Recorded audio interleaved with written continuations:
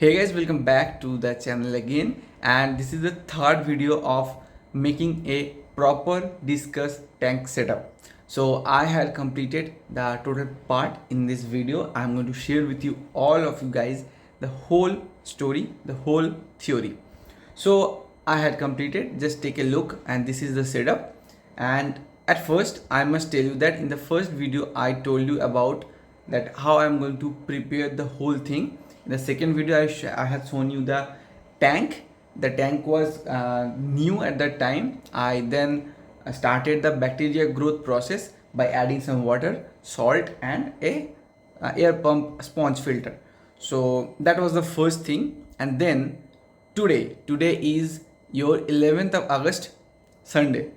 Today at 5 a.m. I left my home and went to a hut, a fish market you can say, where lots of fishes are, means the sellers are selling. So I am giving you a clip of the whole thing, and I went there to buy some plants and some lights and all those stuffs.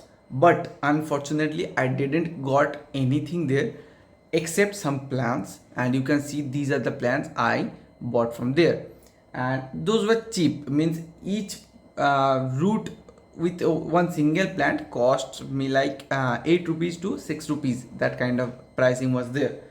And I found only 5 discuses there, and I found a pair of rafflesia, red checkerboard rafflesia, then 3 blue diamonds, and the price of the red checkerboard rafflesia was 1200 each, and the blue diamond was 600 each.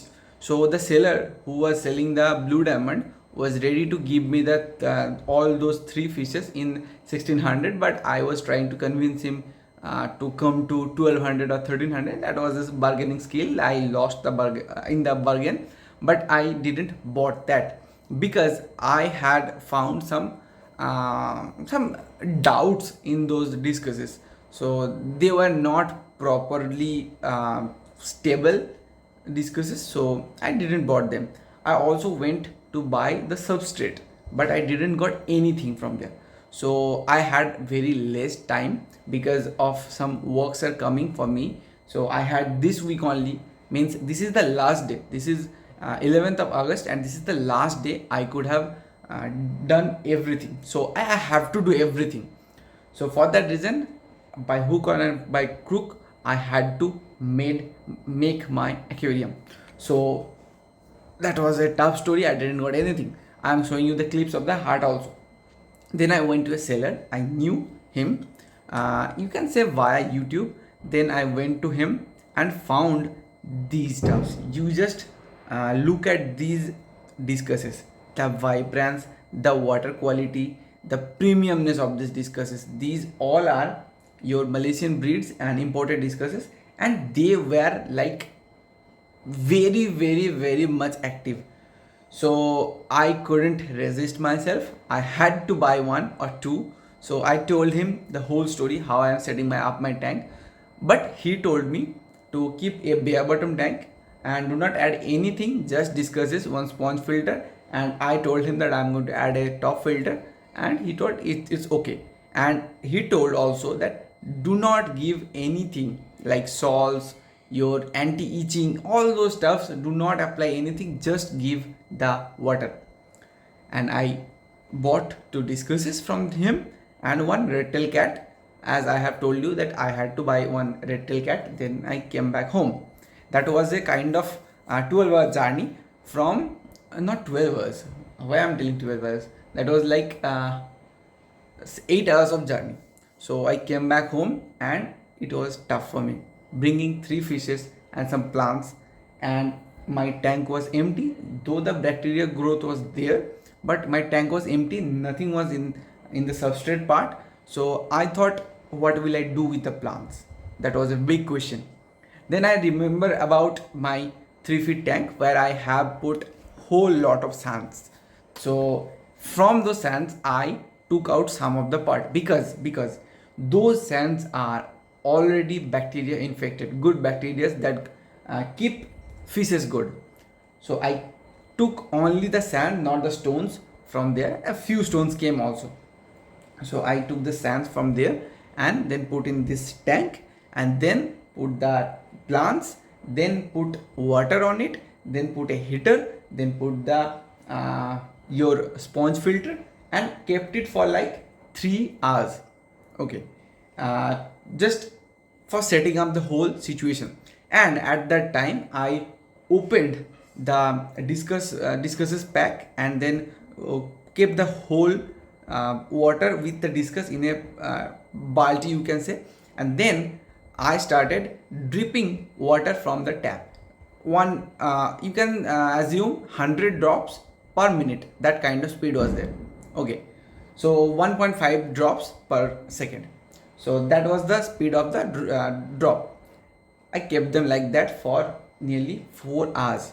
Then after 3 hours, I took all the water that I had put in that tank out, then again put new water, and again kept it for like 30 minutes. Then I introduced my discusses.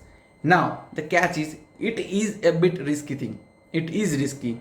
Not every hobbyist will do these kind of things. This is a bit risky thing, because without proper bacteria growth, if you release a discus in a tank, that will be harmful. But I had my beliefs that this sand is lucky for me. These sands are here with me for a long time without any kind of dirt and anything. I cleaned them also properly, and these sands are properly clear. Then that sponge filter was also very helpful. So that was lucky. I kept the discuses, and you can now see that discuses are flying, literally flying. They are happy. Now also they're flying. Just see, here they are.